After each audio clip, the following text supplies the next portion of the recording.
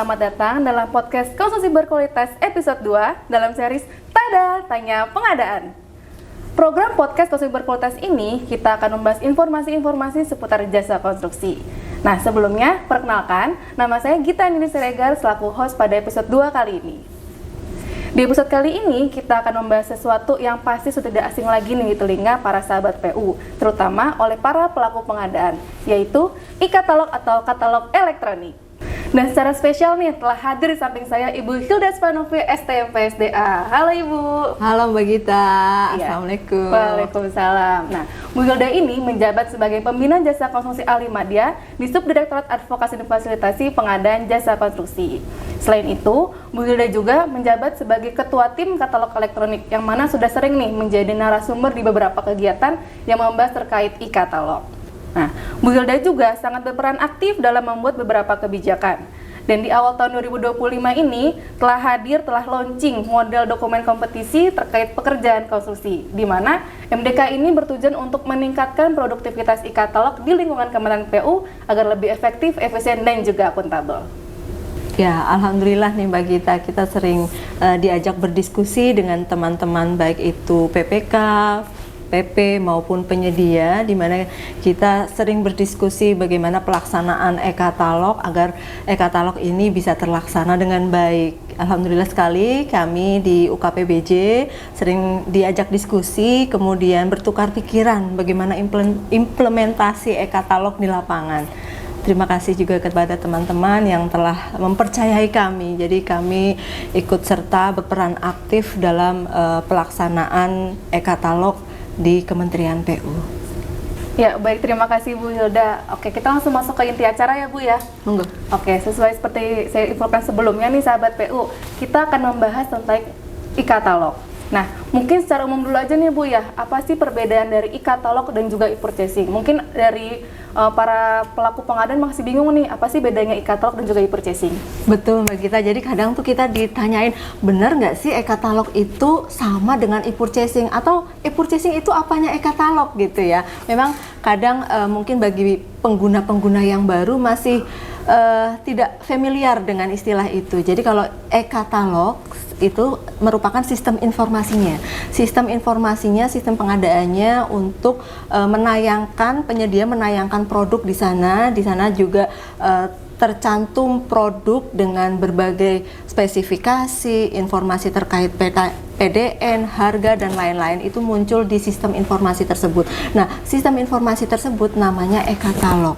Sedangkan e-purchasing itu adalah tata cara pembeliannya, Mbak Gita. Jadi kalau misalkan e-purchasing itu bagaimana kita memproses pembelian melalui aplikasi e-katalog. Begitu. Dan di e-purchasing itu kita memang kalau kita mengacu kepada Perlem 9, e-purchasing itu sebetulnya ada dua Mbak Gita.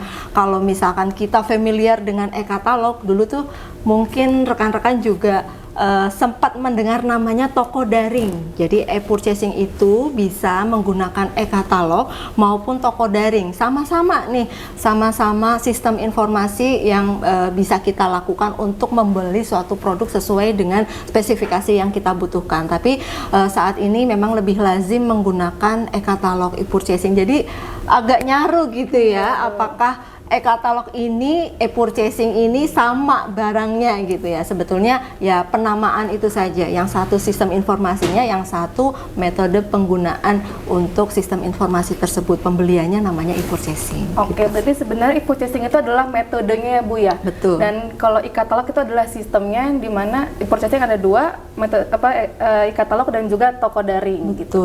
Nah, oke Bu. Selanjutnya nih, kalau e-katalog di Kementerian PU ini sebenarnya sudah dipakai seberapa jauh, dari kapan, dan bagaimana capaiannya Bu hingga saat ini? Baik, jadi perlu diketahui juga di Kementerian PU salah satu kementerian yang sangat mendukung sekali adanya e-purchasing dan e-katalog, karena memang awalnya nih Mbak Gita, penggunaan e-katalog itu adalah salah satu target Stranas PK. Nah, jadi awalnya penggunaan e-katalog itu tidak se-hype sekarang gitu. Jadi memang karena e-katalog waktu itu merupakan target Stranas PK dan Kementerian PU sebagai kementerian dengan anggaran terbesar, merupakan salah satu penanggung jawab untuk Stranas PK, sehingga kita dituntut untuk memaksimalkan penggunaan e-purchasing melalui e-katalog itu. Nah, kemudian kapan sih kita sebetulnya menggunakan e-katalog? Awalnya itu kita melaksanakan e-katalog ini belum banyak. Jadi waktu itu kita di tahun 2020 kita sudah menggunakan e-katalog, tapi baru barang untuk konstruksi, karena memang Kementerian PU kan sektor konstruksi ya Mbak Gita ya. Jadi kita memang fokus di rilis untuk etalase sektor konstruksi. Nah, saat itu di 2020 kita menayangkan satu etalase, yaitu alat berat untuk operasi dan pemeliharaan sumber daya air. Sampai dengan sekarang kita sudah mempunyai lumayan banyak nih etalasenya, jadi sekitar 43 etalase dari berbagai unit organisasi yang mengusulkan terkait dengan teknisnya masing-masing. Kayak misalkan Bina Marga menayangkan preservasi Bina Marga, preservasi jalan, pembangunan jembatan begitu ya. Kemudian di SDA itu ada pekerjaan untuk SDA seperti pekerjaan irigasi, kemudian pekerjaan pantai, bendungan, sungai, dan lain-lain. Kemudian Cipta Karya itu kita punya RISA, kemudian untuk air limbah begitu ya, pengolahan air limbah, kemudian juga ada untuk MCK dan lain-lain. Kemudian dulu kita juga ada perumahan itu malah justru untuk bangunan itu Mbak Gita. Jadi kayak rusun itu kita bisa beli lewat katalog, bisa purchase lewat katalog. Nah, pada saat ini penggunaan e-katalog makin masif. Jadi sejak tahun 2020 sampai 2025 kenaikannya tuh cukup signifikan. Nah, dari yang dulu kita tuh cuma berapa miliar aja untuk purchasingnya per tahun, saat ini di tahun 2023 valuasi e-purchasing makin tinggi gitu ya. Jadi di 2023 valuasi e-purchasing hampir 20 triliun. Triliun Bu? Per tahun. Kemudian di 2024 itu memang agak turun karena memang saat itu paket-paket yang terutama untuk IJD itu sudah mulai berkurang gitu ya. Jadi di 2024 kita ada sekitar 18 triliun untuk valuasi yang dilakukan, pengadaan yang dilakukan melalui e-purchasing. Kemudian di 2025 sendiri sampai ini hampir akhir semester 1 ya, kita itu sudah ada 5 triliun yang dilaksanakan melalui e-katalog purchasingnya, begitu. Wah, berarti eksistensi e-katalog di PU memang sangat tinggi ya Bu ya. Dari 2020 sampai 2025 berarti udah 5 tahun. Dan itu tadi triliun ya Bu ya, bukan miliar ya Bu ya? Betul. Wow, berarti memang sangat menjunjung tinggi. Ini kalau nggak salah e-katalog itu sebagai impres ya Bu? Betul, jadi itu impres untuk mendorong PDN sebetulnya. Okay. Dan awalnya memang itu tadi, jadi memang kita itu sebagai penanggung jawab untuk aksi-aksi Stranas PK, yaitu fokus untuk keuangan negara, yang salah satu programnya itu adalah mendorong penggunaan e-katalog di instansi masing-masing. Nah, kita juga sudah beberapa kali mendapatkan penghargaan gitu terkait dengan sudah terselesaikannya target Stranas PK untuk e-purchasing itu. Jadi untuk e-purchasing memang sebetulnya karena kita itu komitmen untuk melaksanakan target-target Stranas PK yang ada di Stranas PK itu, sehingga kita dorong rekan-rekan baik itu di balai maupun di pusat begitu untuk memaksimalkan anggarannya, pengadaannya menggunakan e-purchasing. Jadi kalau misalkan di e-purchasing di e-katalog itu sudah ada produknya, kita dorong bahwa pelaksanaan pengadaannya menggunakan e-purchasing katalog. Begitu Mbak Gita. Wah, menarik sekali nih Bu. bagaimana teman-teman di PU udah mulai mengertikan apa itu e-purchasing, apa itu e-katalog, dan bagaimana capaiannya e-katalog di Kementerian PU. Nah, ada informasi terbaru nih Bu, katanya benar atau enggak sih katalog itu sekarang ada versi terbarunya? Karena mungkin teman-teman di balai ini ada yang menanyakan kami nih Bu, ada versi terbaru, versi 5 atau versi 6. Nah, itu tuh bagaimana sih Bu penerapan di Kementerian PU, dan sebenarnya teman-teman balai itu menggunakan di versi 5 atau versi 6? Baik, terima kasih Mbak Gita atas pertanyaannya. Mungkin ini juga menjadi pertanyaan teman-teman semua ya. Teman-teman di lapangan masih bingung nih, saya tuh pakai apa? Versi 5 atau versi 6 gitu. Nah, memang izin kami informasikan bahwa saat ini pemerintah didukung oleh LKPP sama Telkom ini lagi menyusun namanya Government Marketplace. Okay. Nah, Government Marketplace ini adalah katalog versi 6. Jadi nanti bentuknya tuh kayak marketplace yang biasa kita temui sehari-hari Mbak Gita, tapi itu untuk membeli produk-produk yang kita butuhkan di pemerintahan gitu. Nah, Government Marketplace atau INAPROK atau katalog versi 6 ini memang sedang disusun secara intens dari LKPP maupun Telkom. Dan kalau untuk sektor konstruksi, karena kita sebagai penanggung jawab sektor konstruksi, kita pun intens untuk menyusun bagaimana nantinya katalog versi 6 sektor konstruksi. Nah, sebagai informasi, untuk saat ini di versi 6 ini sudah bisa digunakan untuk produk-produk yang selain konstruksi. Okay. Misalkan produk-produk digital, jasa lainnya, kemudian produk barang itu sudah mulai bergeser nih ke versi 6. Tapi berdasarkan informasi dari LKPP, ini kita mendapatkan relaksasi untuk kategori tertentu itu masih digunakan di versi 5 Mbak Gita. Kayak misalkan ya, untuk alat-alat kesehatan, kemudian untuk produk konstruksi, kemudian untuk pekerjaan yang lainnya kayak misalkan produk-produk yang sudah dilakukan konsolidasi, itu masih di versi 5. Betul. Jadi kalau misalkan masih ada yang bingung saya mau pakai mana, nah dilihat dulu saya mau mengadakan e-purchasing untuk apa nih. Kalau untuk sektor konstruksi, pekerjaan konstruksi, ini masih di versi 5. Jadi ya semoga kita juga kita berharap ya secepatnya versi 6 untuk sektor konstruksi bisa dirilis begitu ya. Jadi makin luas kebermanfaatannya untuk pelaksana e-katalog di lingkungan internal PU maupun eksternal PU, begitu Mbak Gita. Oke, berarti gimana nih sahabat PU? Berarti untuk pekerjaan konstruksi kita ini masih menggunakan di versi 5 ya, versi 5. Jadi untuk versi 6 itu khusus untuk barang, jasa layanan, dan juga produk digital ya Bu ya? Betul. Oke. Nah, di antara dua versi ini nih Bu, versi 5 dan juga versi 6, itu apa sih Bu perbedaan yang secara signifikan yang mungkin masih banyak juga? Emang kenapa sih harus ada perubahan di antara versi 5 ke versi 6 ini? Ya, betul. Jadi memang ada perubahan yang sangat signifikan nanti antara versi 5 dan versi 6.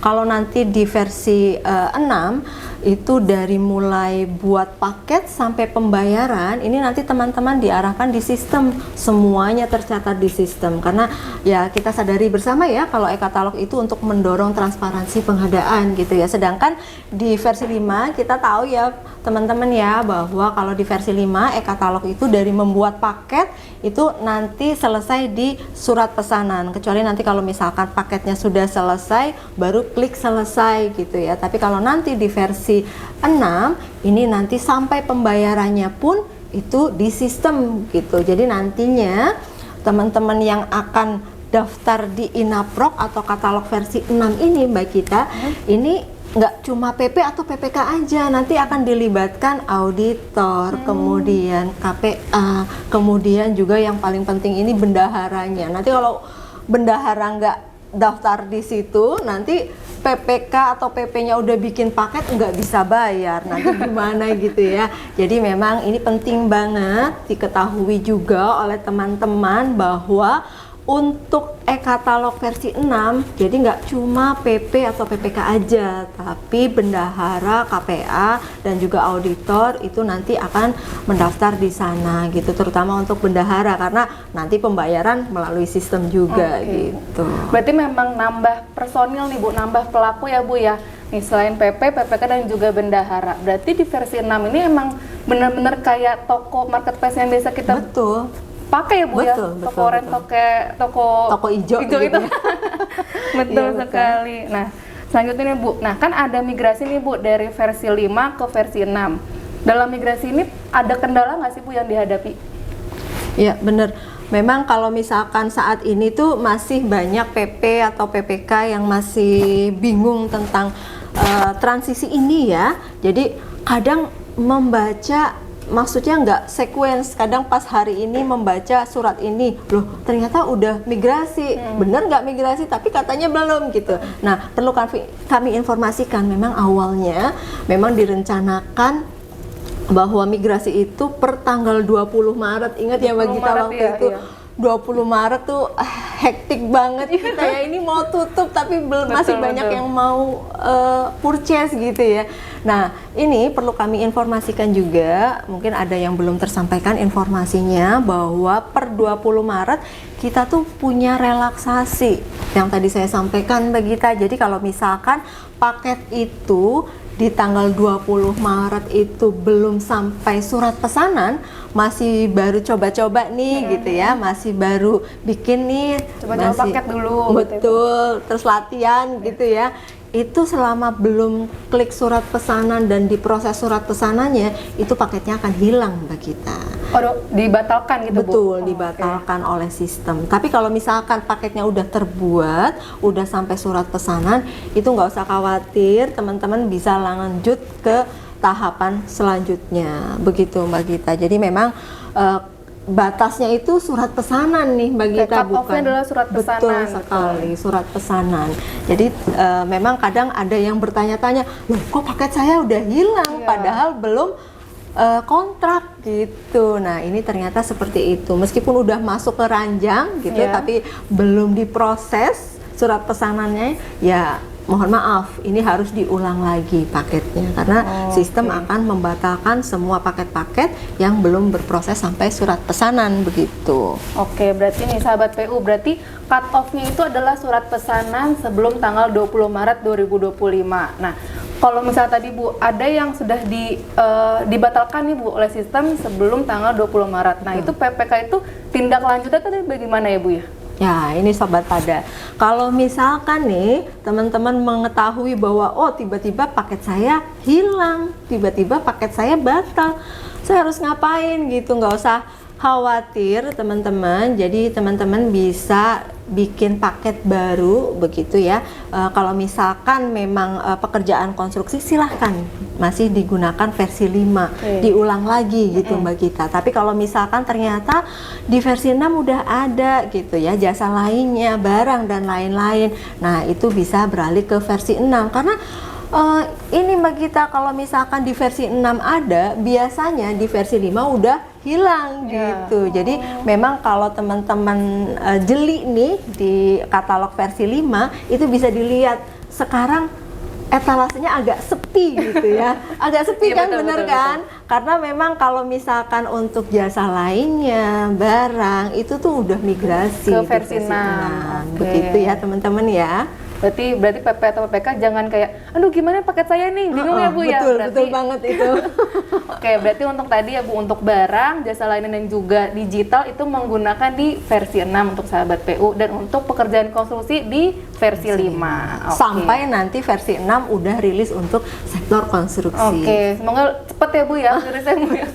Karena dari 20 Maret sekarang udah mulai bulan apa nih? Udah Mei, udah cukup lama memang, cuman emang susah ya Bu ya untuk pekerjaan konstruksi, emang agak ribet ya Bu ya. Iya, karena memang harus diintegrasikan dengan banyak sistem juga begitu ya, harus dipersiapkan lebih matang lah. Ya kita doakan segera sama-sama ya, kita doakan biar lancar lah rilisnya begitu ya Mbak Gita ya.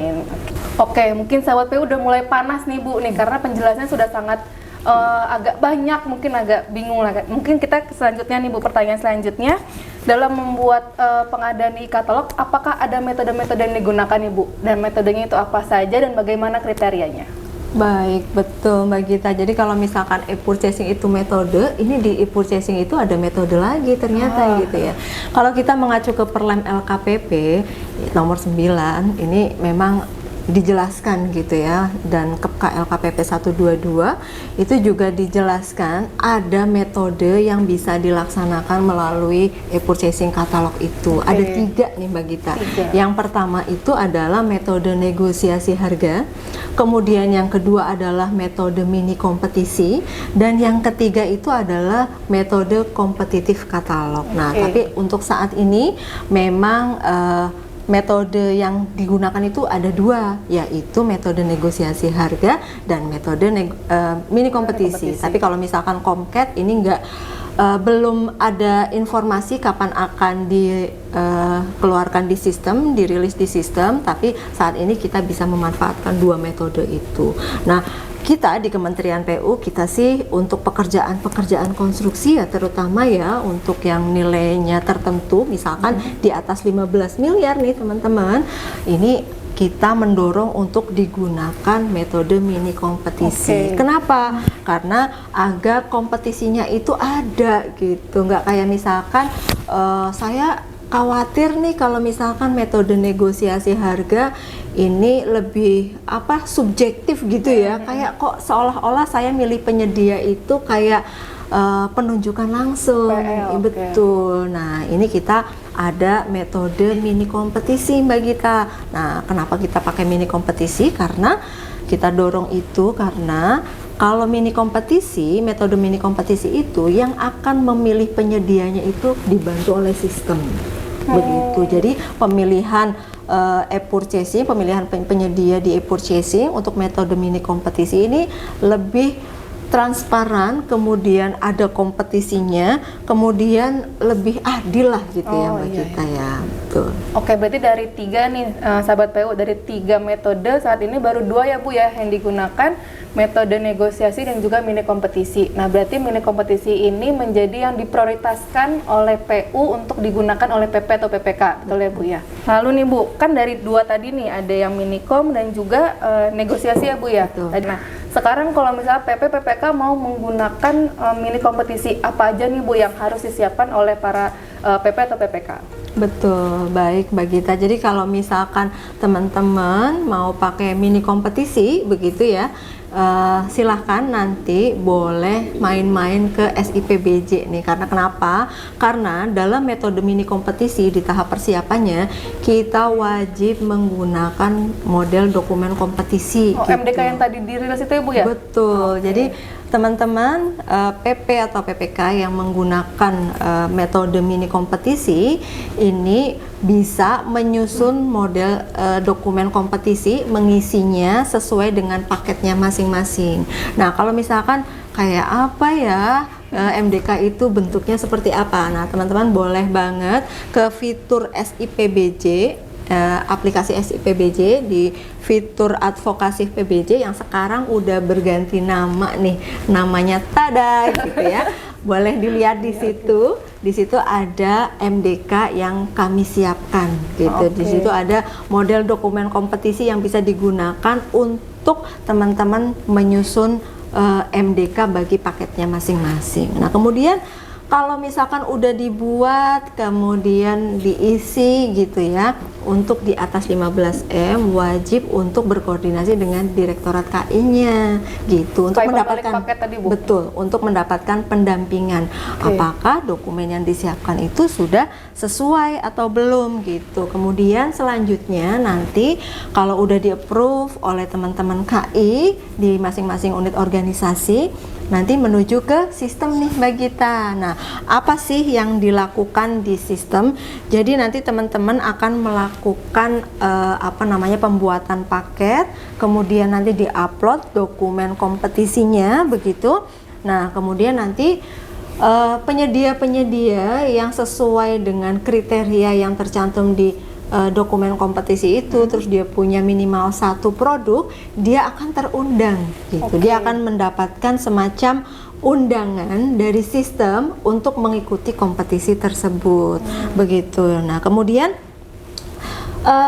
kalau secara sistem secara sistem kan dia akan memilih penyedia siapa yang mengikuti kompetisi, sistem yang akan mengolah siapa penyedia yang dipilih oleh sistem. Jadi nanti pada tahapan purchasingnya, ini sistem pada tahapan peringkat kompetisi, dia akan memilih penyedia dengan harga terbaik. Jadi tetap harga yang akan dipertimbangkan gitu ya. Sistem akan memilih dengan harga terbaik. Nah, harga terbaik itu merupakan harga terendah yang sudah mencakup untuk produknya, kemudian harga total dari SMKK dan MOP Demopnya. Jadi harga total item produk, SMKK dan MOP Demop begitu. Jadi kalau misalkan nanti teman-teman sudah menggunakan mini kompetisi, bisa kelihatan tuh sistem akan memeringkatkan penyedia-penyedia yang ikut kompetisi tersebut berdasarkan itu. Nah, kemudian nanti ketika sistem itu sudah memilih penyedia yang harga terbaik itu, nggak serta-merta langsung dipilih Mbak Gita sama si PPK-nya. Jadi nanti PPK perlu melakukan evaluasi. Nah, evaluasi itu dilakukan secara di luar sistem, artinya penyedia ketika mini kompetisi kan dia melampirkan dokumen penawaran gitu ya. Betul. Nah, itu yang harus dievaluasi. Penyedia akan memasukkan penawaran ya di mini kompetisi yang dia ikuti. Nah, itu nanti yang akan dievaluasi oleh PPK dan tim teknis gitu. Tim teknis yang tadi Ibu sebutkan berarti Bu ya? Betul, harus melibatkan tim teknis untuk membantu PPK untuk menyiapkan dokumen persiapan itu tadi dan untuk membantu dalam proses evaluasinya. Jadi lebih prudent nih Mbak Gita. Nah, apa sih yang dicek ya itu tadi dari misalkan persyaratan teknisnya gitu, baik itu dari kualifikasinya si penyedia, kemudian persyaratan teknisnya, kemudian misalkan ada alatnya, kemudian misalkan ada persyaratan personilnya, itu dicek gitu, karena kan sistem belum membaca sampai sana gitu ya. Jadi ini tetap harus secara manual dievaluasi lagi. Nah, ketika sudah dilakukan evaluasi, baru nanti akan dipublikasi hasil kompetisinya. Jadi nanti kalau misalkan teman-teman udah dapat nih pemenangnya, dari sekian banyak yang masuk, yang paling memenuhi syarat itu si penyedia A misalkan.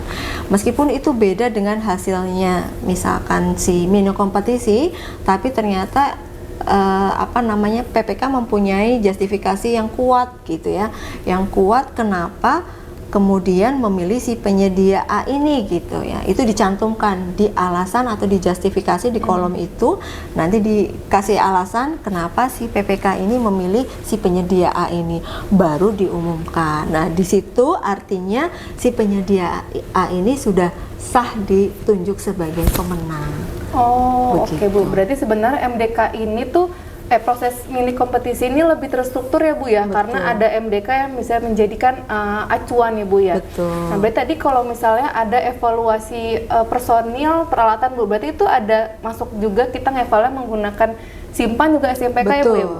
Simpan dan SIMPK. Jadi kadang tuh suka failnya, suka gugurnya tuh kadang penyedia tuh nggak ngeh Mbak Gita, bahwa dia itu harus memasukkan kayak misalkan mendaftarkan peralatannya, memasukkan pengalamannya begitu ya. Nah, ini yang perlu diingat juga teman-teman, kalau di dokumen kompetisi itu juga harus mencakup hal ini. Ini sesuai dengan surat Dirjen Bina Konstruksi loh, bahwa untuk mengevaluasi si penyedia itu juga sudah tercatat produknya, alatnya, kemudian pengalamannya itu disimpan dan SIMPK. Kalau perlu sebelum melakukan mini kompetisi, teman-teman wajib juga untuk melakukan semacam sosialisasi kepada penyedia-penyedia yang misalkan beberapa penyedia yang berkinerja baik begitu di wilayah tersebut diundang semacam unwizing begitu untuk menjelaskan. Nah, ini juga bisa membantu teman-teman itu bisa mengkomunikasikan kepada penyedia bahwa yang dimau itu untuk mengerjakan paket ini adalah penyedia dengan kriteria seperti ini. Jadi nggak salah lagi, nggak ada cerita lagi tuh mini kompetisi gagal gara-gara simpan atau SIMPK. Berarti itu istilahnya kayak market sounding gitu ya Bu ya? Betul. Karena mungkin penyedia kan, karena ini Minicom itu kan metode baru ya Bu, jadi penyedia itu masih bingung nih, apa sih yang harus mereka siapkan dalam melakukan Minicom, dalam melakukan penawaran itu seperti apa. Betul. Nah Bu, tadi balik lagi Bu, tadi kan berarti ada peringkat pemenang nih Bu nih. Berarti PP atau PPK itu nggak harus memilih peringkat yang pertama kan Bu ya? Tetap harus balik lagi untuk melihat apakah sesuai dengan spekteknya dan juga evaluasi yang tadi ya Bu. Betul, jadi kalau misalkan sistem sudah memilih pemenang A misalkan ya, tapi ternyata dari spesifikasinya tidak memenuhi, dari personilnya tidak memenuhi, terus kemudian yang memenuhi itu peringkat kedua, nah itu bisa dipilih peringkat kedua asalkan justifikasinya jelas, nggak serta-merta oh penyedia yang kedua ini adalah teman saya nih gitu, terus kemudian saya langsung milih ini, nggak begitu juga ya teman-teman ya. Jadi harap dilakukan evaluasi ya. Kemudian kalau misalkan ternyata yang dipilih oleh sistem itu adalah penyedianya misalkan nggak memenuhi di satu atau lain hal, itu dicantumkan justifikasinya kenapa dia gagal di sana. Jadi fair juga ya untuk si penyedianya gitu ya Mbak Gita. Tapi lagi-lagi yang harus dievaluasi itu jangan random milih si temennya dulu nih Mbak Gita, tapi dari urutan dulu. Dilihat dulu dari urutan pertama, dievaluasi dokumennya, kalau fail baru beralih di dokumen selanjutnya, di pemenang selanjutnya gitu. Karena urutan evaluasi itu bertingkat gitu berarti ya Bu ya? Betul. Berarti perlu diperhatikan juga nih para PP atau PPK, jangan langsung ke yang udah pernah menggunakan sebelumnya aja nih gitu, nggak boleh ya para PP atau PPK. Jadi harus sesuai urutan, jika kalau misalnya nomor 1 pemenangnya berarti dia yang jadi terpilih. Sedangkan kalau misalnya nomor 2 yang lebih memenuhi, berarti nomor 1 harus dijustifikasi dulu ya Bu, alasan gagalnya, baru pilih yang nomor 2. Betul. Baik.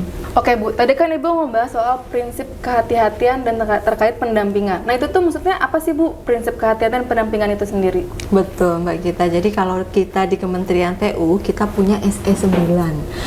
SE9 itu terkait dengan penerapan prinsip kehati-hatian dalam pengadaan melalui e-purchasing. Karena kan pengadaan melalui e-purchasing itu makin masif ya Mbak Gita ya, dan kadang suka lupa nih, tinggal ngeklik aja gitu ya Mbak Gita. Nah ini di SE9 ini kita menekankan pentingnya penyiapan dokumen persiapan. Jadi di SE itu kita didorong untuk dokumentasi yang lengkap begitu, terutama di tahap-tahapan yang krusial ini, kayak misalkan di di tahap persiapan itu menyusun dokumen persiapan. Nah kemudian di SE9 itu untuk nilai-nilai tertentu ini harus didampingi. Nah untuk misalkan untuk nilai 15 sampai 50 miliar ini wajib didampingi oleh Direktorat Kepatuhan Intern masing-masing UNOR. Kalau misalkan nilainya di atas 50 M, ini dapat melibatkan inspektorat, selain tentu saja wajib untuk melibatkan KI-nya Mbak Gita. Begitu. Nah, kemudian dari dokumen persiapan itu yang kita minta pendampingan itu kita akan mendapatkan output, yaitu berita acara hasil pendampingan dan dokumen persiapan pengadaan yang sudah disetujui lah begitu oleh teman-teman Direktorat KI, maupun kalau misalkan melibatkan inspektorat berarti akan disetujui oleh inspektorat dan Direktorat KI. Nah kemudian kalau misalkan ternyata ada revisi, jadi nanti bisa dibalikin ke PPK-nya dan direvisi, misalkan ada yang keliru nih, ada yang harus diperbaiki gitu. Nah ini bisa diperbaiki, kemudian nanti disampaikan lagi.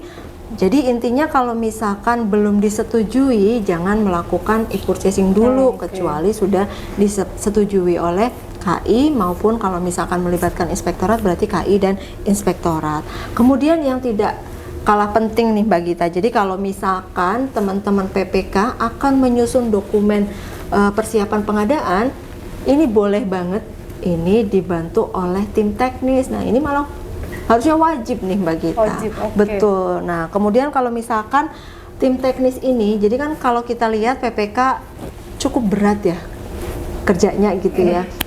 Dia sendiri yang nyiapin, dia sendiri yang purchase, dia sendiri yang nanti di lapangan juga mengawasi gitu. Betul. Ya. Nah kemudian di sini PPK dalam tahapan persiapan ini bisa dibantu oleh tim teknis nih. Nah, tim teknis ini kalau kita mengacu ke SS9 itu berjumlah gasal. Nah, unsur-unsurnya adalah dari PPK itu sendiri maupun dari satkernya, atau bisa melibatkan dari unsur BP2JK atau Jafung PBJ. Oke, PBJ. Betul Mbak Gita.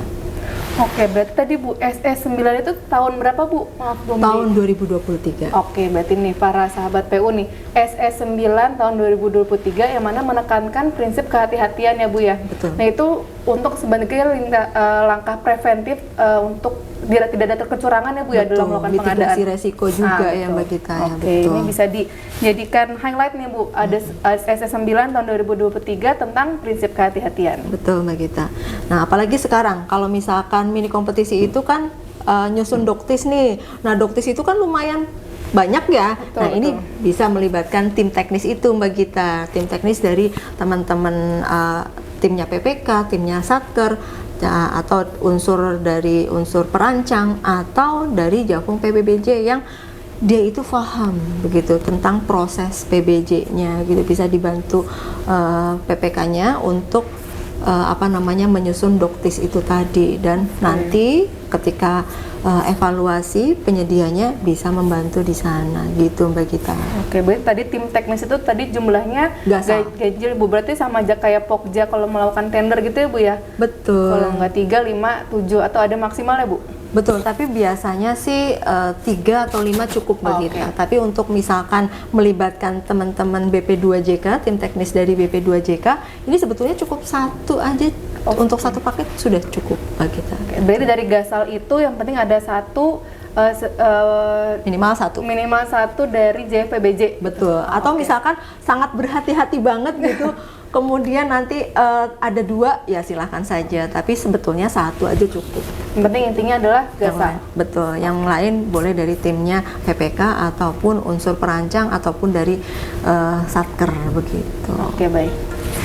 Oke, ternyata udah sampai di ujung acara nih Bu, nggak kerasa ya setelah kita berbincang-bincang ternyata sangat seru dan menarik nih Bu ya.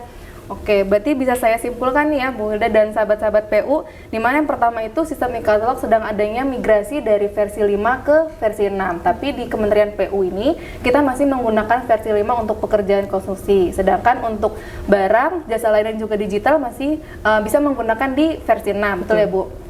Nah, selanjutnya untuk penonaktifan versi 5, di mana tadi cut off-nya itu adalah surat pesanan sebelum tanggal 20 Maret 2025. Nah, untuk PP atau PPK yang paketnya batal nih, atau otomatis dibatalkan oleh sistem sebelum tanggal 25 Maret itu, berarti bisa melakukan pembuatan paket ulang.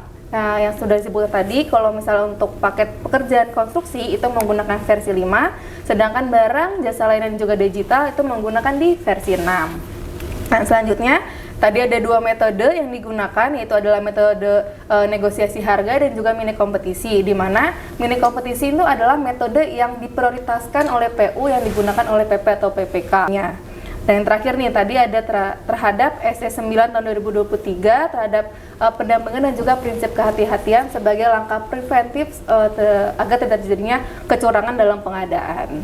Betul Mbak Gita, tadi jadi yang disampaikan oleh Mbak Gita kesimpulannya sudah mencakup keseluruhan poin-poin apa sih yang harus diketahui teman-teman pelaksana katalog elektronik terutama di Kementerian Pekerjaan Umum. Nah, kami harap pemahaman yang kami sampaikan tadi itu bisa membantu rekan-rekan baik itu PP, PPK atau pelaksana yang lain, pelaksana e-katalog yang lain bisa lebih prudent dalam pelaksanaan katalog elektronik begitu. Jadi nanti penggunaan katalog elektronik penerapannya lebih optimal dan akuntabel begitu ya Mbak Gita ya. Oh betul Bu.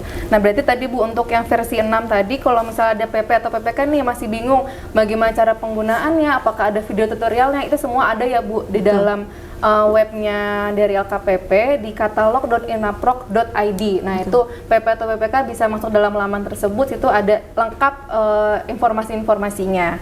Nah kalau misalnya nih PP atau PPK masih bingung nih Bu terkait tentang e-katalog, sebenarnya bisa nanya ke tim pengelola katalog ya Bu ya? Boleh banget, boleh menghubungi kami ya teman-teman ya di UKPBJ Kementerian PU di Jalan Patimura nomor 20, kami ada di gedung utama lantai 13. Atau boleh juga manfaatkan fitur TADA dong. Manfaatkan fitur TADA di SIPBJ. Di nanti versi 2 ya. Boleh, nanti dicek di situ fitur TADA-nya, boleh tanya-tanya di situ gitu ya. Oke Bu, sebelum kita akhiri nih Bu, ada lagi nggak Bu yang ingin disampaikan oleh Bu Hilda?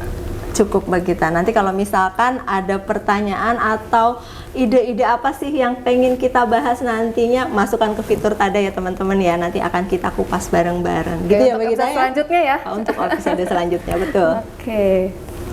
Baik, demikian penjelasan mengenai katalog yang sudah dijelaskan oleh Bu Hilda tadi. Semoga informasi-informasinya bisa menjadikan acuan atau pondasi nih bagi PP atau PPK dalam melakukan pengadaan.